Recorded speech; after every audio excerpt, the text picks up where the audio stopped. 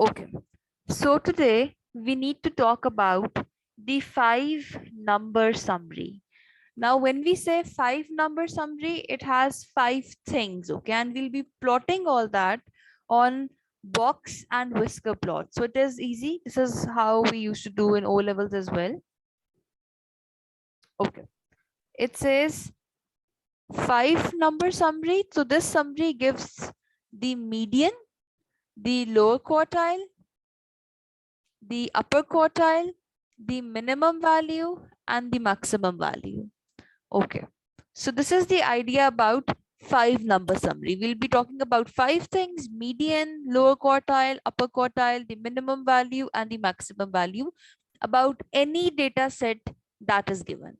Let's talk about this example. So it says the data below give the number of fish caught each day over a period of 11 days by an angler. Okay, give a 5 number summary of the data. This is the data 0252044898. Okay, they want us to give the 5 number summary. For that, we'll have to talk about the median, lower quartile, upper quartile, minimum, and maximum. 5 things, simple. Okay, let's talk about the median first. Now we know well, for finding the median, for finding the lower quartile and upper quartile, in fact, for minimum and maximum as well, the best possible way is to arrange the data first. So step 1 is arranging the data in ascending order, and this is how we do it. Now for finding the median, how do we do it? We count the values. How many values do we have? 1, 2, 3, 4, 5, 6, 7, 8, 9, 10, 11. Okay, we have 11 values. This figure would be given somewhere in the description as well, so always make sure that you get the right one. All right, this is 11. What would be the half of 11? Okay, now we have multiple ways. Okay, if you have 11, so what you can do is you can just leave 5 values, pick up the middle one, and then just leave 5 values on the other end. Or you can just use the your go-to formula, which I have told you earlier as well. It should be n plus 1 divided by 2. This should be the term. So it would be 11 plus 1 by 2, and that would give you the 6th term. So let's talk about the 6th term. So we have 0, 0, 2, 2, 4, 4. All right. So this is the 6th term. That is why 4 is the median. Okay. Once done with the median, how do we find the lower quartile and upper quartile? Now that would be a good practice. If your data set is even, if your data set is odd, we had 2 different workings. If it used to be even, we used to separate the 2 halves and find the median again. And if the data set used to be odd, we used to take out the median, and then it used to become an even number, and then again we can divide it into 2 parts. So this is going to be the lower half. For finding the lower quartile, that would be Q1, I would have to find the median of this. What is the median of the lower half?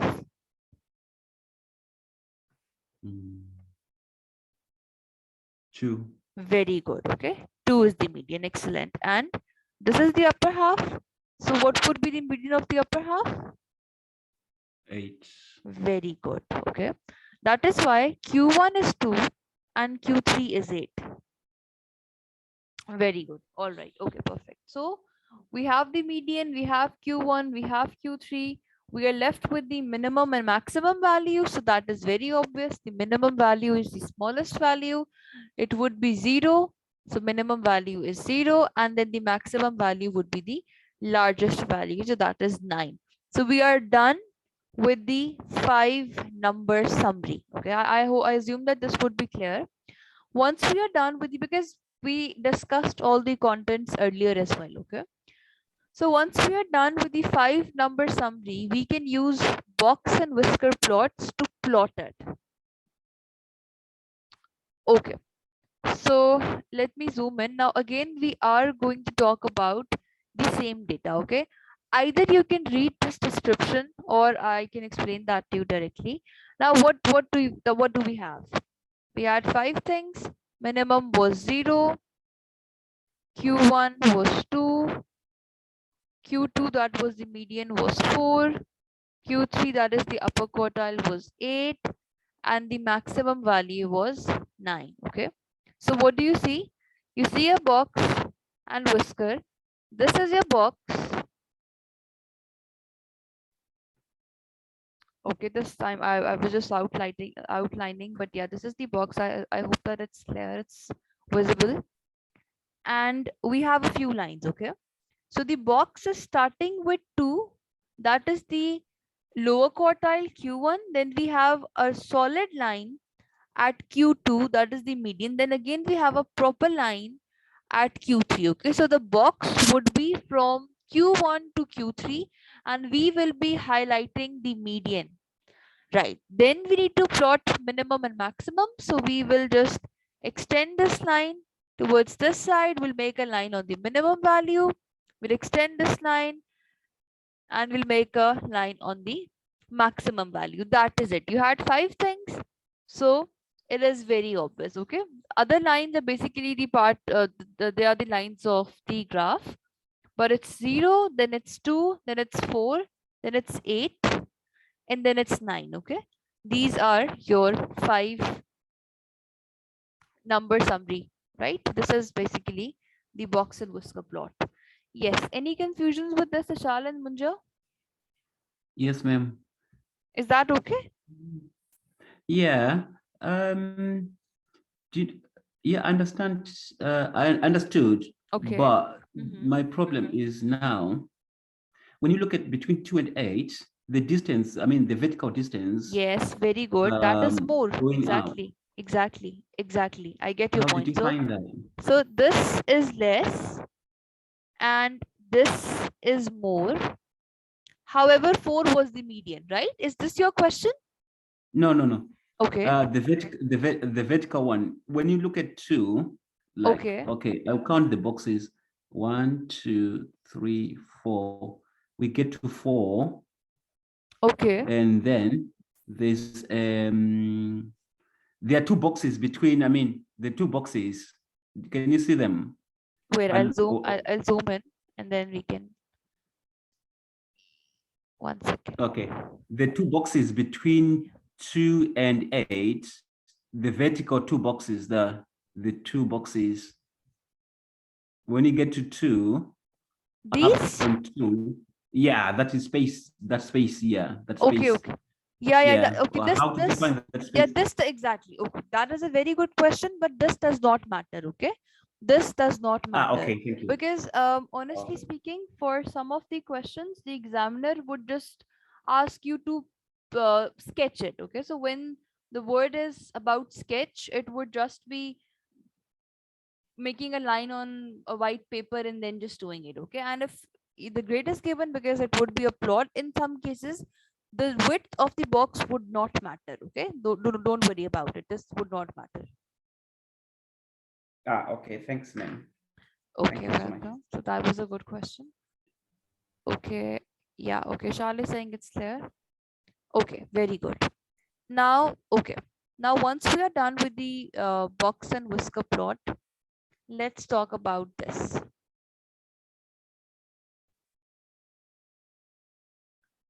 Now it says another important feature of a set of data is its shape when represented as a frequency diagram.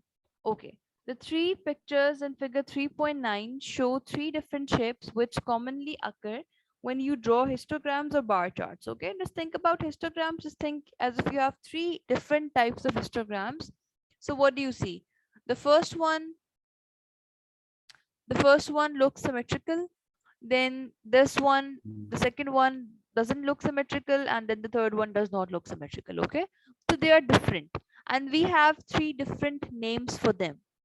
So what exactly is this? Figure 3.9a is symmetrical. Okay, that is very obvious. It's symmetrical. The right bars are equal to the left bars. That is why it's symmetrical. So if a distribution is not symmetrical, it is called skewed or to have skewness. Okay, this is symmetrical, is good.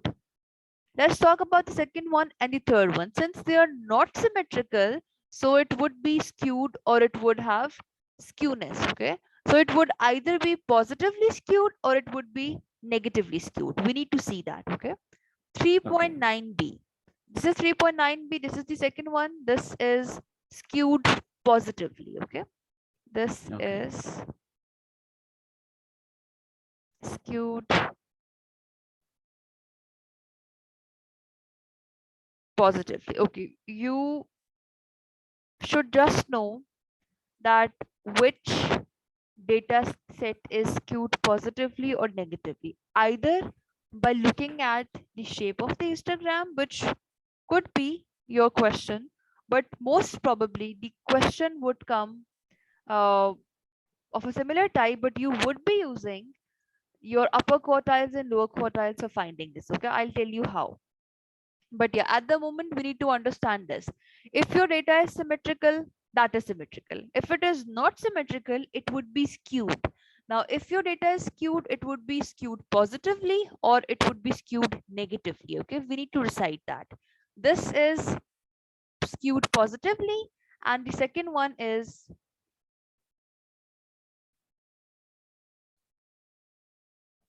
skewed negatively. Okay. All right. So these are the two things. Okay. Symmetrical is symmetrical. If it is not symmetrical, it would be skewed.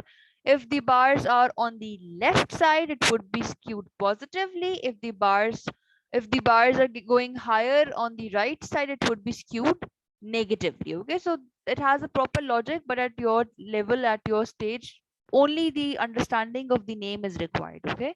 And that is it. Okay.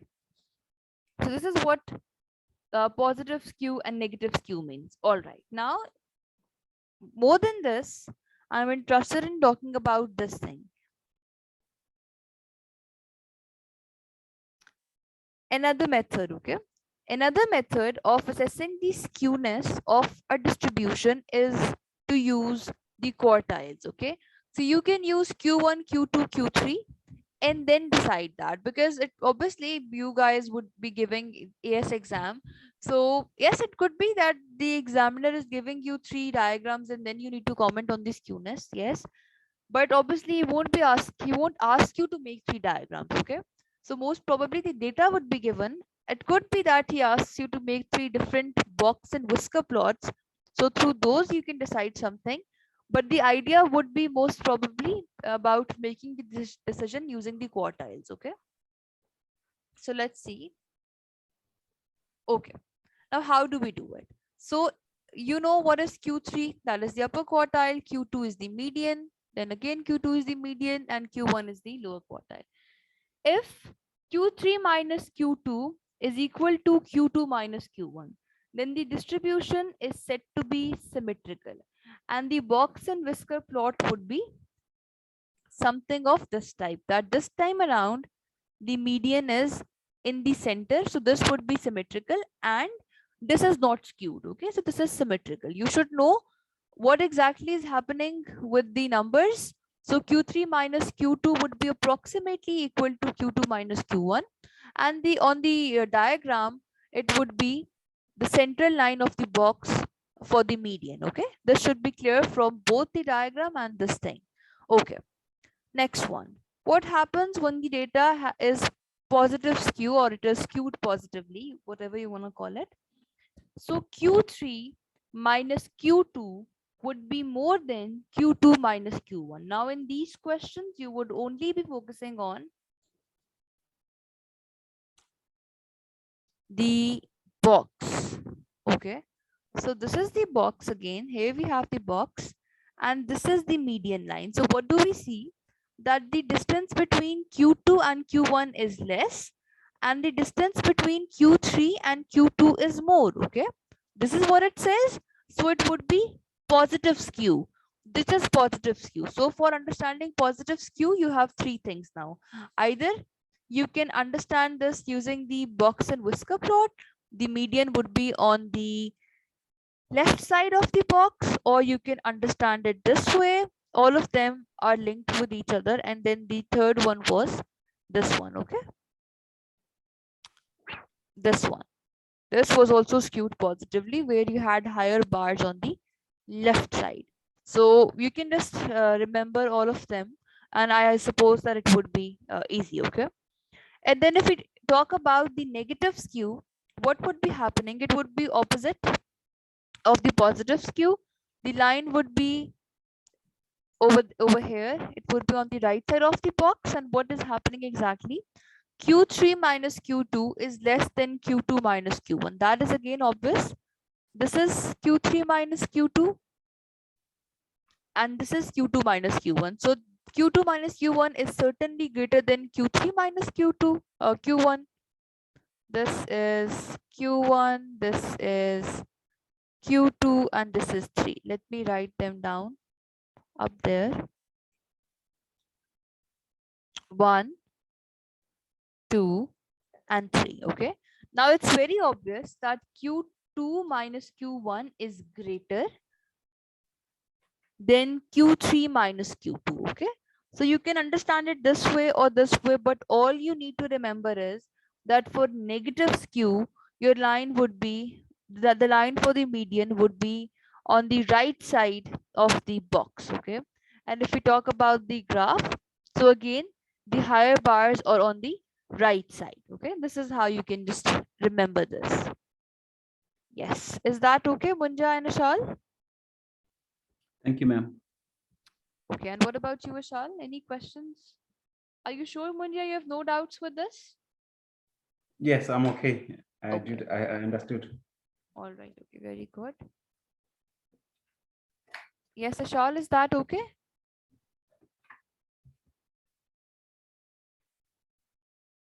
Okay. All right. Now this is another important thing. Okay. Now we need to talk about the outliers. Okay. Now I suppose that you guys have studied O-level maths. So if you remember, in scatter plots, we used to make the line of best fit. And there used to be some points which the examiner wanted us to encircle, and they were the outliers. So let's say if all the data points are something of this type, then there used to be a point like this. So this used to be an outlier, right? But how do we know that what would which number would be an outlier? Like there should be some certain formula, something of that type, and through that we should decide if it is an outlier or not. Okay, because at times the number looks like it's close, but it's not that close, so we get confused. Okay, in O levels it was fine, but now we need to see if that number is an outlier or not. Okay, now what do we see? Now you would be having two fences. This is the upper fence and this is the lower fence. If your number is outside the fences, it would be an outlier. Okay, now how do we find the upper fence? It's there, the formula is there. You have Q3 plus 1.5 times Q3 minus Q1. Whatever value you are getting, that would be your upper fence. This is your lower fence. You are doing Q1 minus 1.5 into Q3 minus Q1. This would be your lower fence. Let's talk about an example and then it would be easy. So for the data of 3.4.1, we need Q1 and Q3 for finding upper and lower fence. Okay, let's scroll up and see where is 3.4.1. All right, here's 3.4.1. Okay, we were interested in Q1 and Q3. So Q1 is 2 and Q3 is 8. Let's go and use them. Okay, now Q1 is 2 and Q3 is 8. If we'll plug in the values in the upper fence, that would turn out to be 17. It's right here. And if you plug in the values for lower fence, it would be minus 7. Now, what is the idea? If you have any value greater than 17 or less than minus 7, that would be an outlier. Let's scroll up and see if we have any value less than minus 7 or any value greater than 17. So this is the data set 0, 0, 2, 2, 4, 4, 5, 8, 8, 8, 9. No value is less than minus 7. We do not have negative values here.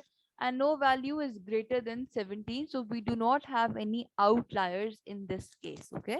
So always remember, now you have your formulas for finding the outliers. Let's revise the formula once again.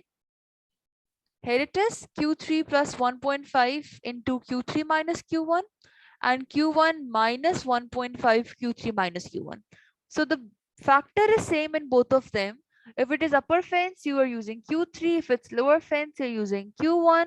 We have the number 1.5 for upper fence, you're adding it. For lower fence, you are subtracting it. So again, as I tell you guys every time, even during lectures you can just prepare a white A4 and write down these formulas, because this would help you understand the concept. Yes, I agree, some of the formulas are given, and you guys would not be learning too many formulas, but still, so not every formula would be given, because honestly speaking, statistics is all about formulas and it's all about the ideas. Okay, so yes, it could be one specific formula is given, but you'll see we'll talk about different things in a moment.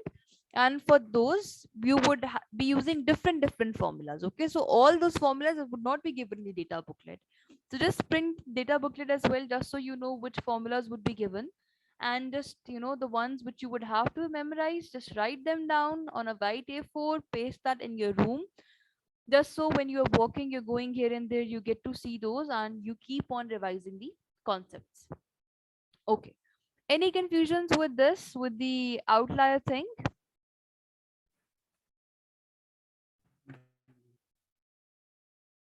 Yes, No, ma'am. Manju? Thank you. Okay, and what about you, Ashal? No, ma'am. Thank you. Okay, and Ashal, is that understood?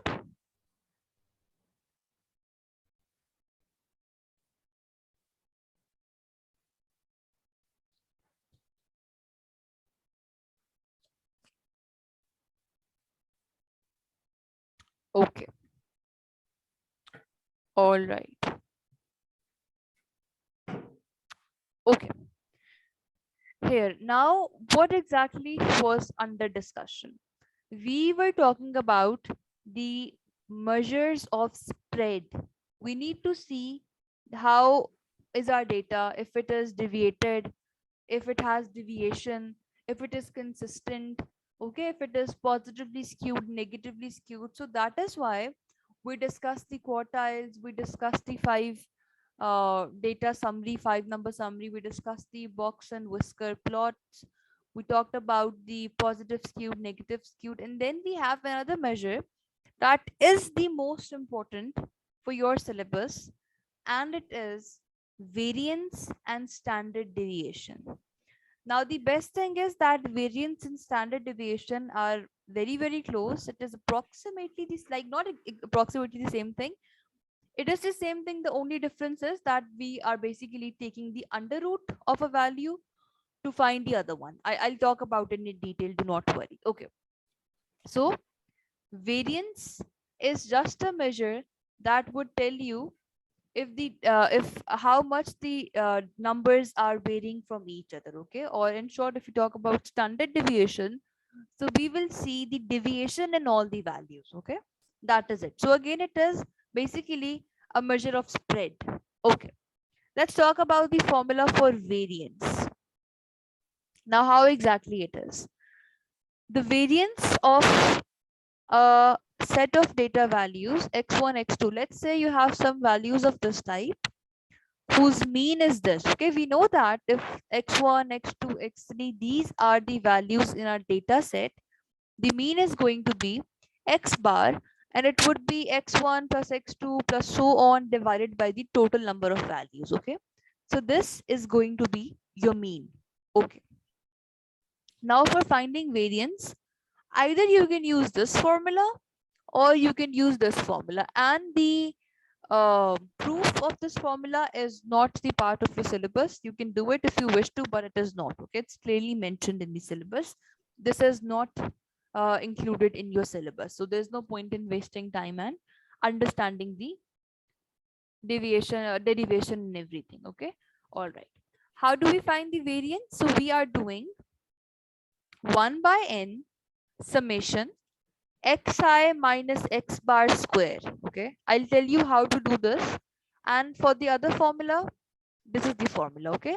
Once you know how to find the variance, at the moment, I am not assuming that you guys have understood this. By using the formula, by using the method, which I will share with you shortly, we will be finding out the variance. Once you have your variance, in order to find the standard deviation, you'll take the under root and that would give you the standard deviation. Okay, but first let's talk about how to find the variance if you have some data. Now we know how to find the mean, median, mode, okay? Variance is a bit different. It has more, it is a bit complicated, but it is honestly speaking very easy. So do not worry about it. Let's scroll up and let's talk about an example.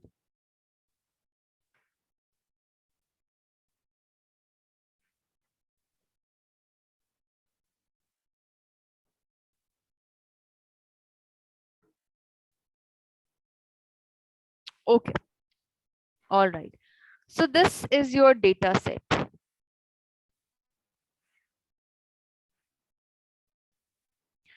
We have 9, 2, 3, 10, 3, 1, 3, 6, 5. Okay, this is your data set. And you need to talk about the variance of this data. What is the formula for the variance? Here's the formula. You can go with any formula. So let's talk about this one first, okay?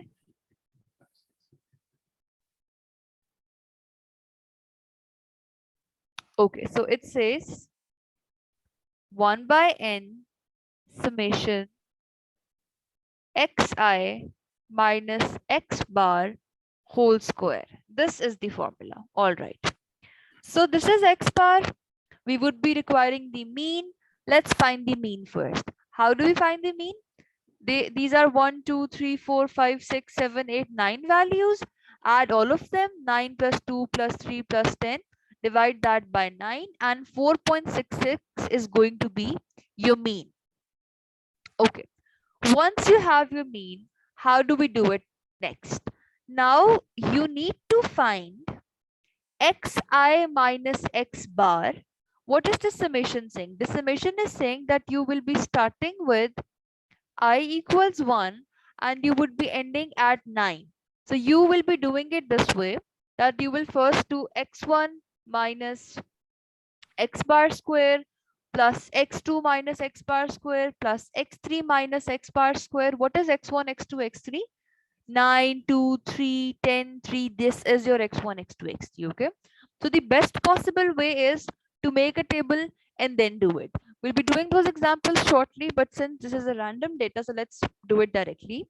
I'll help you with the interpretation of this formula first. Okay. So this is 1 by n. Instead of writing out down summation, I'll use sum. I'll add plus, plus, plus. Okay. So when I is 1, it would be x1 minus x bar square plus it would be I2. So it would be x2 minus x bar whole square plus dot dot dot. We'll talk about all the values and the last one would be x9 minus x bar square. So this is an easy interpretation of the formula. Do you guys understand this? Is that okay without summation? Yes, ma'am. Okay. All right. Now, how exactly are we supposed to do it? It's very simple. You have your data, you have the mean, you will write down 1 by n, that is the total number of data which we have, that is 9 in our case. Then you will add brackets. And what exactly is this? This is this basically. What is x1? X1 is 9. Okay. So we will do 9 minus the mean because we are doing xi minus x bar, or we are doing x1 minus x bar.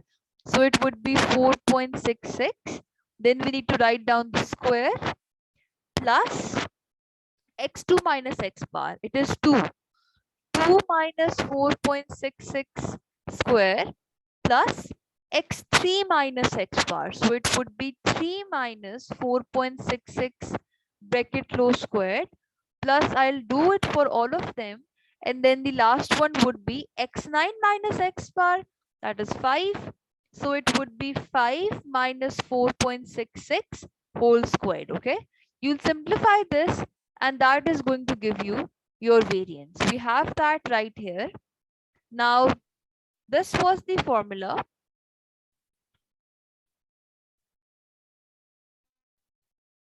Okay. So,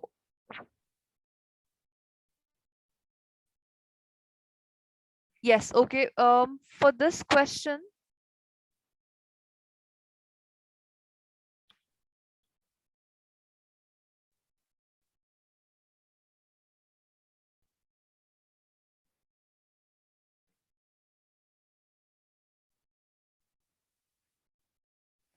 okay, yes, you would be doing it that way, the way I've told you, and just check what answer you're getting this way.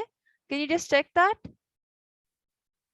I'll zoom out a bit, and yeah, now you can just use the formula directly.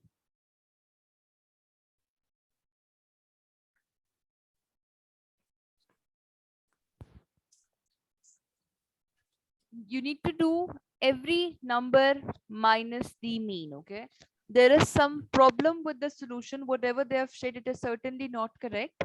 This is not right. Okay, I'm telling you, just forget about it and just do it the way I told you. You would be finding all these quantities and then you need to add them up and then divide it by n. Okay, this is what the formula says. All right, okay, let's talk about another example and then things would be clear. Okay, now instead of doing it that way, you could have used this method as well. Now, what is this method? For this method, you will be squaring every value that you have. Like we had 9, 2, 3, 4. You would be squaring them, all of them. You would be adding them. Okay, okay, okay. All right. I get it now. They have used the second one basically. Yeah, that's. Okay. All right. So you can do it that way as well, or you can do it this way as well. It would give you the correct answer, right? I Okay. think the second one is much better. Yeah, that the second one is better actually. Okay. So if you want to do it to the second method, I'll tell you here. So yes, what can we do? We can directly square the values which we have.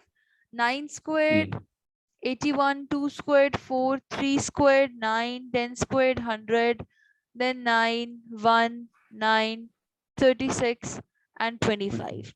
You need to add them Yeah. and divide it by the total number of numbers or data which we have. That is n in our case. Okay. Once you are done with this, you need to subtract it from the square of your mean. That would be 4.66 square. Yes, Ishal, is that okay?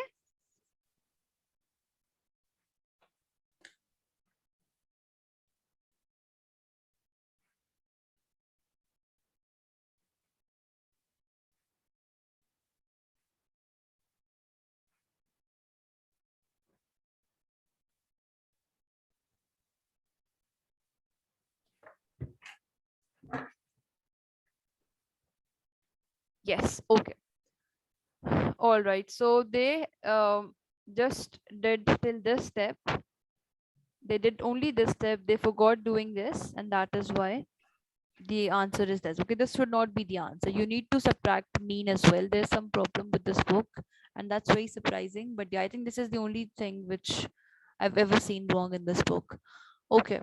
All right. So yes, that is the idea. Okay, once you have your variance, let's say we calculate it and the variance turned out to be, I'm doing it quickly.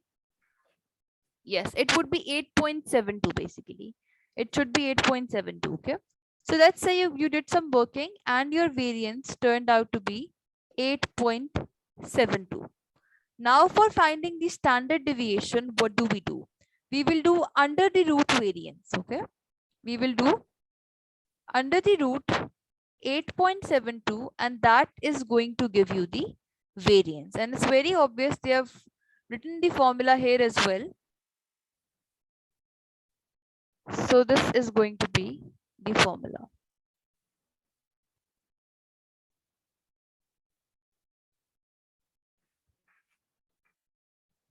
All right. Okay.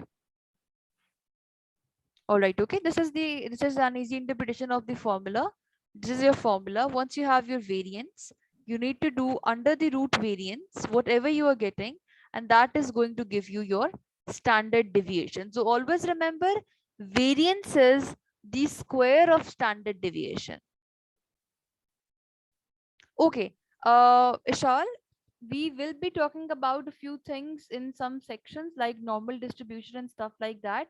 There the variance would be used, and otherwise the examiner can directly ask you to calculate the variance or standard deviation of any data set. Okay, so it could be a direct question.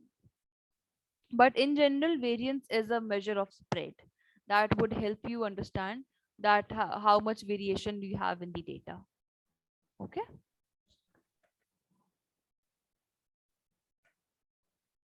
Is that okay, Shal?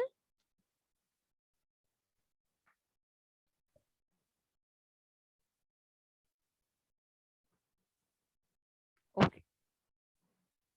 All right. Okay. Let's talk about this example. Oh, this is a bit technical. We'll do that tomorrow. Okay. This is another important thing. Now, as I was telling you in a few minutes back, that in statistics it's all about formulas. Some would be given, and all of them would not be given. Okay. Now that was a question from raw data. So you had some random values and you had to find the variance or the standard deviation. And I'm telling you again and again that working had some problem. The working would be the way I've told you 100% because just trust me. All right. For this part, you need to find the variance of the data given in a frequency table in which the variable takes the value x1 with frequency f1 and x2 with frequency f2 and so on. Okay, don't worry about all this. Just understand the formula directly. I'll scroll down. Okay. Now this is that case. You have x's, you have frequencies, you have x into f. Okay, you have the product as well because we use the product for finding the mean as well. So how are we going to find the variance? Okay, now for this, we have multiple ways. Okay, either you have summation f, it is right there. Either you can just make another column for xi minus x bar square, and then another column where you are multiplying this number with the frequency. Okay, because it is being multiplied with the frequency, xi minus x bar square into the frequency. Okay, so we can add two more columns in this. Okay, for the first one we need to find the mean first, then we would be subtracting all these values from the mean and then we would be squaring them. We'll write them here. Once we are done with that, we will multiply all these values with the frequency. We'll write them here and we will find the sum of it. Okay, so this would give you summation xi minus x bar square into fi, and you can divide it by summation fi.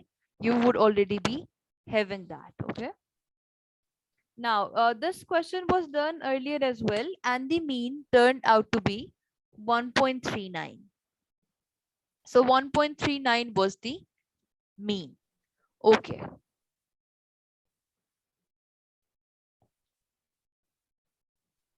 all right, now here it is. Okay, so again they have you. Okay, this was the understanding of the first one. If you want to do it to the second one, that is again the better choice. So how would we do it? I'll tell you. So again you can make two rows. Now I'm telling you about the second formula. Okay, there are two different formulas but they would give you the same thing. For the second one, you can just first do xi square. Once you square them, you can do xi square into fi. Okay, you can multiply this with the frequencies and at the end you can just find the sum. So this would give you xi square fi. Once you have that, you have this as well. You can square the mean and that would give you the variance. Okay, like in this table they have added the other columns as well. So they have directly just calculated xi square. That would be 0 square into 36. So it is 0. 1 square into 94. So it is 94. 2 squared, that is 4 into 48. That would be 192, and so on. And once you find the sum, you get 644. Okay. Once we are done with this, how do we do it further? Okay. Now you have 644. What was the entire formula? This was the formula. Here is the formula. Okay. This is the formula. So we need to write down summation xi square fi divided by summation fi minus x bar square. So this thing is 644 divided by summation fi, that was 204, minus the mean square. Mean turned out to be 1.39. It's right here. So it would be 1.39 squared. And this would give you the variance. You can just calculate it.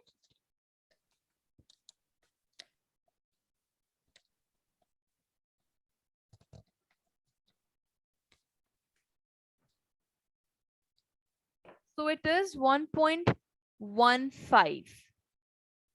The variance would be 1.15. And once you have the variance,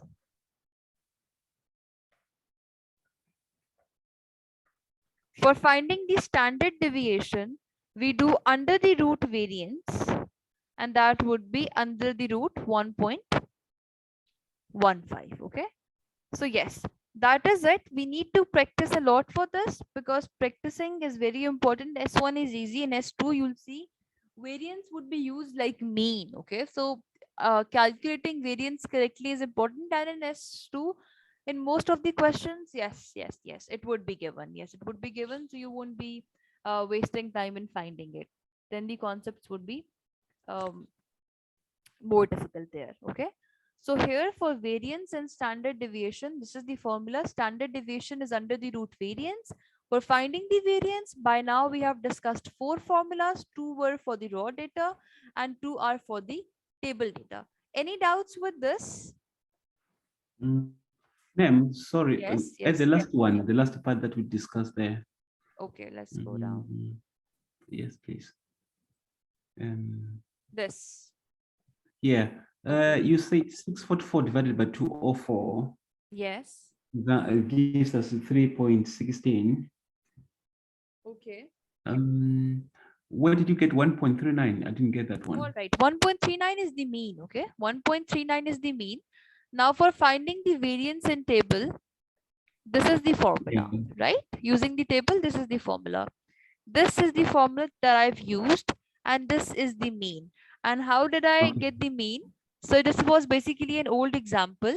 So they just directly Yeah. said section 2.6 and the mean was 1.39. So I used this Okay. 1.39 directly.